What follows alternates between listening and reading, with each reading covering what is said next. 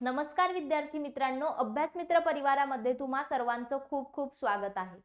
आपण एक भूगोलाची revision batch इथे घेऊन आलेलो आहोत। ही जी रिव्हिजन बॅच असणार आहे यामध्ये महाराष्ट्राचा भूगोल आणि भारताचा भूगोल कंबाईन गट ब आणि गट पूर्व परीक्षेसाठी गट क च्या पूर्व परीक्षेसाठी अत्यंत इम्पॉर्टंट अशी बॅच असेल।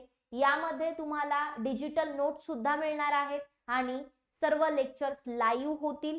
त्याचबरोबर ह्याची फी ही फक्त 299 रुपये असणार आहे।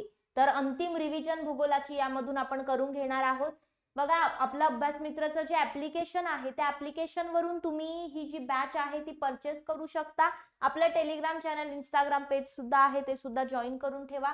तर या नोट्स आहेत, मी स्वतः बनवलेल्या नोट्स आहेत, लेक्चरच्या यावर आधारलेल्या अशा नोट्स आहेत आणि परीक्षेमध्ये जे काही प्रश्न विचारले जातात त्यांचं कव्हरेज या नोट्स मधून तुमचं होऊन जाईल।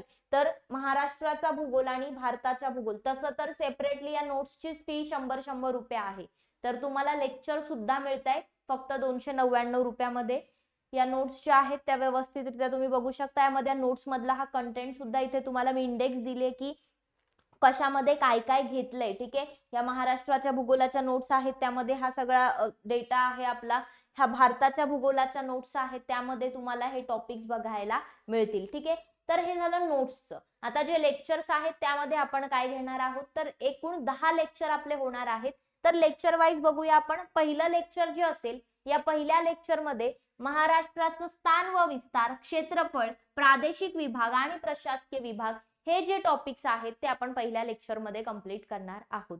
ठीक आहे, एक साधारण तास ते दीड तासाचं लेक्चर असेल। ठीक आहे, दुसरं जे लेक्चर असेल त्यामध्ये नवीन जिल्हे जे निर्माण झालेले आहेत नंतर 10, त्याचबरोबर तालुके, मग सारख्या नावाचे सारख्या उच्चाराचे तालुके असतील, महाराष्ट्राची भूगर्भीय रचना आपल्याला अभ्यासायची आहे, त्यासोबतच कोकण किनारपट्टी आणि सह्याद्री आपल्याला इथे बघायचे। म्हणजे महाराष्ट्राचा प्राकृतिक भूगोल आपण दुसऱ्या लेक्चर मध्ये थोडक्यात सुरू करू। त्यानंतर तिसऱ्या लेक्चर मध्ये अगेन महाराष्ट्रातील शिखरे, घाट, त्यानंतर डोंगरी किल्ले, पठार आणि मग नदी प्रणालीला आपण या लेक्चर मध्ये सुरुवात करूया। नदी प्रणाली थोडं मोठं असेल सो चौथ्या लेक्चर मध्ये नदी प्रणाली कंटिन्यू होईल। त्याचबरोबर महाराष्ट्राचं हवामान आणि मृदा तसंच वने हे जे टॉपिक्स आहेत ते सुद्धा आपण इथे या चौथ्या लेक्चर मध्ये कंप्लीट करणार आहोत। मग पाचवं जे शेवटचं लेक्चर असेल महाराष्ट्राच्या भूगोलाचं, त्यामध्ये आपण महाराष्ट्राची लोकसंख्या, 2011 ची जनगणना, वाहतूक, राष्ट्रीय उद्याने आणि पर्यटन स्थळे जी आहेत, इवन अभयारण्य वगैरे आपण यामध्ये कव्हर करणार आहोत। ठीक आहे, सो असं फॅक्च्युअल असं हे पाचवं लेक्चर असणार आहे। त्यानंतर 6वं लेक्चर हे भारताच्या भूगोलाची सुरुवात असेल। भारताच्या भूगोलामध्ये पहिल्या लेक्चर मध्ये आपण भारताचे स्थान आणि विस्तार, भारताचा राजकीय भूगोल, प्रमाण, वेळ, कर्कवृत्त हे जे काही महत्वाचे अक्षवृत्त किंवा रेखावृत्त भारतातून जातात त्यांच्याविषयी जाणून घेणार आहोत। मेजरली एक पॉलिटिकल टाइपचा हा मॅप असेल भारताचा। त्यानंतर आपण 7व्या लेक्चर मध्ये जे काही भारताचं प्राकृतिक विभाजन आहे त्याला सुरुवात करणार आहोत। म्हणजे ते सगळेच बघणार आहोत, जसं की हिमालय झालं, उत्तर भारतीय मैदान, द्वीपकल्पीय भारत असेल, द्वीपकल्पीय पठार असेल, वाळवंट, बेट, हे थोडंसं मोठं लेक्चर असेल, 1-1.5 तासाचं लेक्चर साधारण होईल। ठीक आहे, खिंडी वगैरे हिमालयातील आपण यात बघूया। आणि मग जे 8वं लेक्चर असेल त्यामध्ये भारतीय नदी प्रणाली, गंगा नदी, सिंधू नदी, ब्रह्मपुत्रा नदी आणि द्वीपकल्पीय नद्यांचा अभ्यास आपल्याला करायचा आहे। सो बेसिकली एक लेक्चर आपण नदी प्रणालीला डेडिकेट ठेवणार आहोत। त्यामध्ये मग धरणे, धबधबे ह्या सगळ्याच गोष्टी येतील।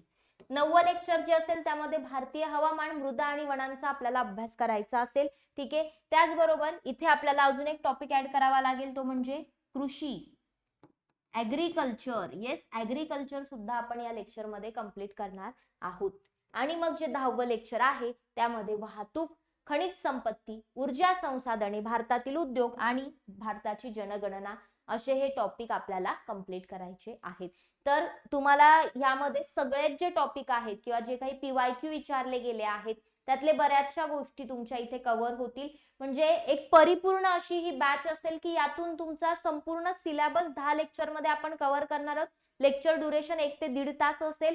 त्या व्यतिरिक्त फी पण कमी आहे आणि रिव्हिजन साठी नोट्स सुद्धा मिळतात। ठीक आहे, लाईव्ह अशी ही बॅच असेल तर सर्वांनी नक्की करायची आहे। फी फार कमी आहे, अगदी मोबाईलच्या रिचार्ज इतकीच फी आहे। तर नक्कीच ही रिव्हिजन बॅच तुम्ही जॉईन करू शकता। ठीक आहे, सो नक्कीच याचा जास्तीत जास्त फायदा होईल। या नोट्स सुद्धा तुम्हाला तिथे PDF फॉर्मॅट मध्ये दिल्या जातील, तुम्ही प्रिंट करू शकता। ओके, चलो, सो ऍप्लिकेशन जे आहे आपलं त्यावरून बॅच जॉईन करा. ठीक आहे. काही डाऊट्स असले तर कॉन्टॅक्ट नंबर आहेच थंबनेल वरती, कॉल मेसेज करू शकता. इवन आपलं टेलिग्राम आणि इंस्टाग्राम पेज सुद्धा जॉईन करून ठेवायचे, त्याचा पण तुम्हाला जास्तीत जास्त फायदा होईल. सो धन्यवाद. आय होप हे लेक्चर तुम्हाला आवडलं असेल. म्हणजे लेक्चर म्हणण्यापेक्षा ही जी आपण नवीन एक बॅच सुरू करणार आहोत त्याचा तुम्हाला फायदा होईल.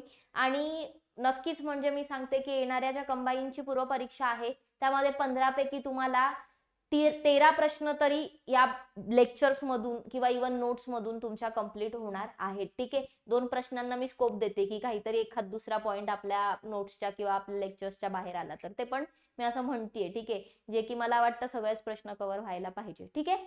तर चला थांबूया आज इथे. धन्यवाद. बघत राहा अभ्यास मित्र.